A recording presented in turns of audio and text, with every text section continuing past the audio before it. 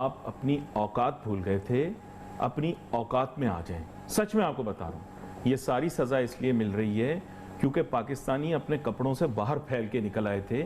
इनको अपनी औकात भूल गई थी। हम मिनहसल कौम, गुलामी नामंजूर, हम आज़ाद हैं, एब्सोल्युटली नॉट, इस तरह की बकवास करके हम लोग ऐसा तस्वुर करना शुरू हो गए थे कि हम कोई बड़े आज़ाद ख्याल और जैसे आप कह रहे हैं कि सेल्फ सफिशिएंट और अपने कदमों पे खड़े हो गए। ये कसूर मौजूदा हुकूमत का इतना नहीं है जितना माजी की हुकूमत।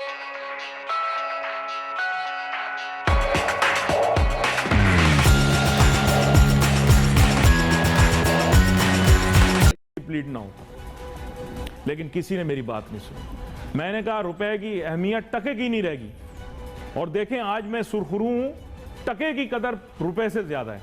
ये बांग्लादेश की करेंसी है टका, अब आप टके के भी नहीं हो, ठीक है।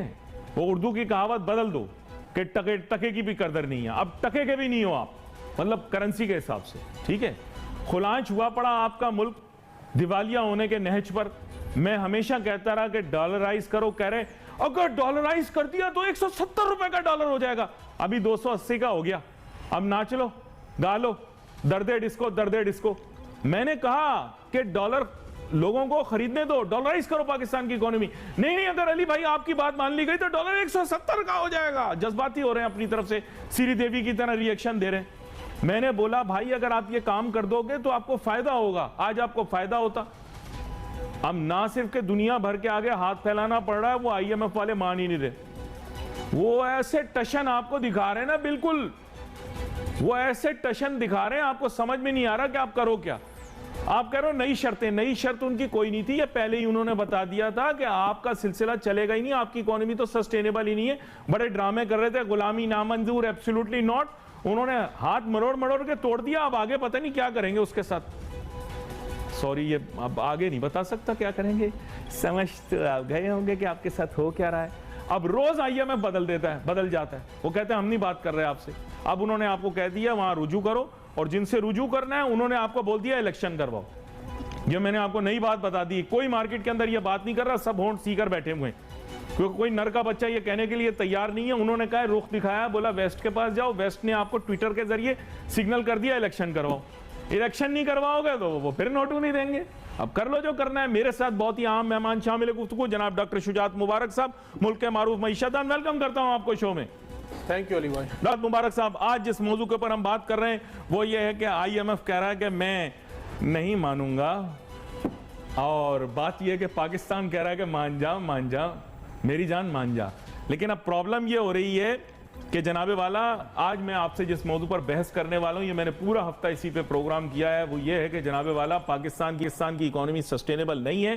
पाकिस्तान के मॉडल के अंदर कुछ सस्टेनेबल नहीं है। सबसे पहली आर्गूमेंट आपके सामने रखूंगा, जो कि बजिद होकर आप मेरी बात नहीं मानेंगे, लेकिन साइंस की किताब ये मजबूर कर देगी कि आपको मानना पड़ेगा। इकोनॉमिक्स के अंदर first factor of production land है। पाकिस्तान रकबे के हिसाब से 33वें नंबर पर, आबादी के हिसाब से 5वें नंबर के ऊपर आता है। आपको पता होगा 6 से अब 5वें पे आ गए हम लोग। और कुछ नहीं तो घर में क्रिकेट टीमें जरूर पैदा कर रहे हैं तपा के। तो पोलियो वैक्सीन का कोई असर नहीं हो रहा भाई, ये मैं बता दूं। तो डॉक्टर शुजात मुबारक साहब, आपको मैं ये जानना चाहूंगा आपसे कि रकबे के हिसाब से आप 33वें नंबर पर हो, आबादी के हिसाब से 5वें नंबर पर हो।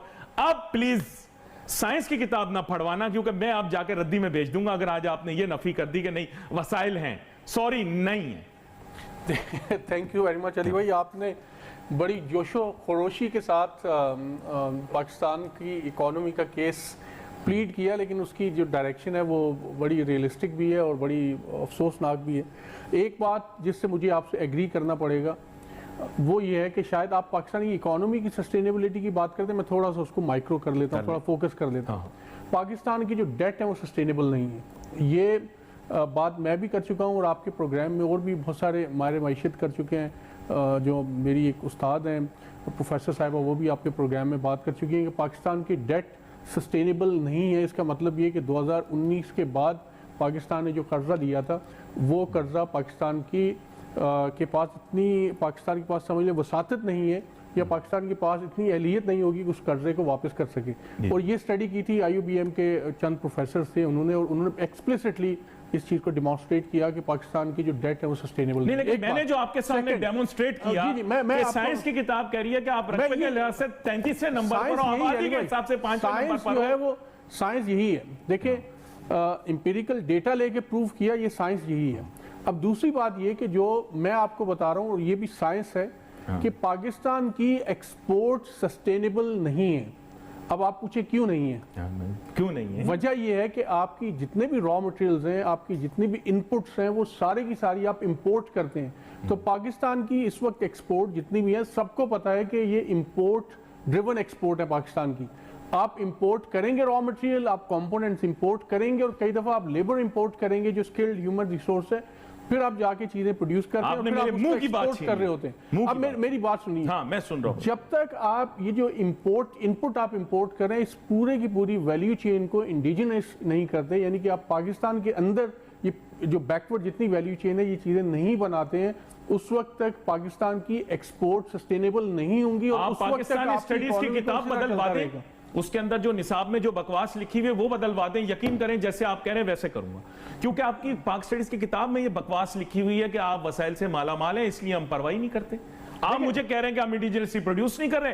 पाक स्टडीज की किताब बकवास पढ़ा रही है कि हमारे पास सब कुछ है, सारी दुनिया की सारी नेमतें नौजुबिल्ला हमारे पास हैं। आप मुझे बता दें, आप निसाब बदलवा दें, मैं आपकी बात मान जाऊंगा। देखें ये एक अलग बहस है। वैसे पाकिस्तान स्टडी पे यकीन कौन करता है, कितना करता है, ये आप एक सर्वे करवा लीजिएगा तो आपको पता चल जाएगा।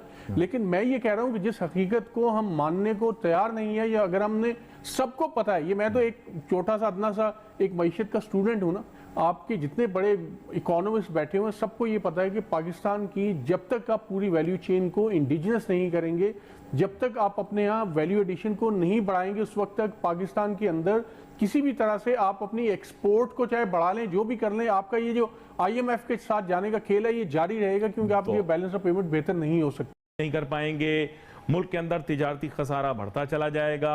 अगर इसको देखूं तो इसके माने ये है कि पाकिस्तान की फॉरेन एक्सचेंज पोजीशन भी कभी स्टेबलाइज नहीं हो पाएगी बगैर बैरूनी मदद के। तो आपने कुछ ना कहते हुए सब कुछ कह दिया, अब बच क्या गया? पाकिस्तान की इकोनॉमी सस्टेनेबल नहीं है। तीसरा आपने कह दिया कि ह्यूमन रिसोर्स या पॉपुलेशन भी जो है वो सस्टेनेबल नहीं है। तो आप मुझे बताएं कि फिर आप क्या बच गया बाकी, और क्या समुद्र मतलब बहर अरब में जाके छलांग मार दूं बस? एक और चीज, एक तो वो जो डेट सस्टेनेबल नहीं है, वो मैंने वो एम्पिरिकल स्टडी है, मैं भी ये कह रहा हूं। वो सर ट्रेड के भी नंबर्स एम्पिरिकल स्टडी है, कोई मैंने आपने इजाद तो नहीं किया ट्रेड डेफिसिट। अब देखें, जो तीसरी चीज या चौथी चीज समझ लें, वो आपके पब्लिक एक्सपेंडिचर्स, जो आपके गवर्नमेंट के एक्सपेंडिचर्स हैं, ये भी सस्टेनेबल नहीं है। शहबाज शरीफ साहब ने कह दिया कि वो बहुत ऑस्टेरिटी मेजर्स ले रहे हैं और बहुत सारी चीजें जो है वो एक्सपेंडिचर कम कर रहे हैं, लेकिन वो एक दिखाने की सारी चीजें, जो रियल लेटर एंड स्पिरिट के अंदर जो गवर्नमेंट एक्सपेंडिचर उस वक्त कम होंगे जब आप इनकी एलोकेशंस कम करेंगे। आपने एलोकेशन सर आप 1000 अरब करवा लिए तक सस्टेनेबल नहीं है। जब आप सही बोल रहा हूं, बिल्कुल ऐसे सैलरीज और पेंशन सस्टेनेबल नहीं है सस्टेनेबल। तो इसका मतलब ये है कि ये जो हम अनसस्टेनेबिलिटी का एक हुजूम, जिसमें आपके डेट अनसस्टेनेबल, जिसमें आपका पॉपुलेशन बल्ज अनसस्टेनेबल, आपके बढ़ते हुए जो सोशल इश्यूज हैं वो unsustainable, inflation unsustainable, debts unsustainable, तो इसका मतलब ये कि आपको कोई ऐसा पॉइंट ढूंढना है कि इसके इस तूफान के आगे ये जो इतना बड़ी ये जा रहा है ये चीजें, इसके आगे वो बंद तो बांधना पड़ेगा ना। तो वो बंद इस तरह नहीं बनेगा, वो बंद इस तरह बनेगा कि आपको एक लॉन्ग टर्म कोई बैठ के कोई पॉलिसी डेवलप करनी पड़ेगी। अफसोस ये है कि देखें, आप कुछ कर रहे हैं नहीं कर रहे, इकोनॉमी बेहतर हो रही है या नहीं हो रही, लेकिन कम से कम आपके जो एक्शन है वो तो क्लियर होने चाहिए। आपके एक्शन तो ये होने चाहिए कि ठीक है हम कोशिश कर रहे हैं लेकिन चीजें संभल नहीं रही हैं। आपका वजीर खजाना डायरेक्टली IMF को धमकी दे रहे हैं। भाई IMF को आप धमकी दे के पाकिस्तान का केस और खराब कर रहे हैं। पहले धमकी दी, फिर आप कह रहे हैं कि IMF नहीं देता तो ना दे। आपके पास अल्टरनेटिव ऑप्शन है क्या? तो खुदा के लिए अपनी पर्सनल ईगोस को साइड पे रख के नेशनल लेवल पे सोचना होगा और नेशनल लेवल पे देखेंगे क्या चीजें जो है ना हमें सूट करती है, और फिर वो आप अपनी स्टेटमेंट दें। साहब आपको समझना पड़ेगा कि ये पॉलिटिकल सुसाइड है। अभी सारी शराइत को मानने के बाद इट इज बट क्लियर, दीवार के ऊपर इबारत लिखी हुई है कि आप समझ जाएं इस बात को कि government will become extremely and has become extremely unpopular due to measures to satisfy the IMF। एक स्टेटमेंट मुझे गलत है और ये आप ऑन रिकॉर्ड रख लें। आप बेशक उबैद भाई को भी कहते हैं, ये चला दीजिएगा।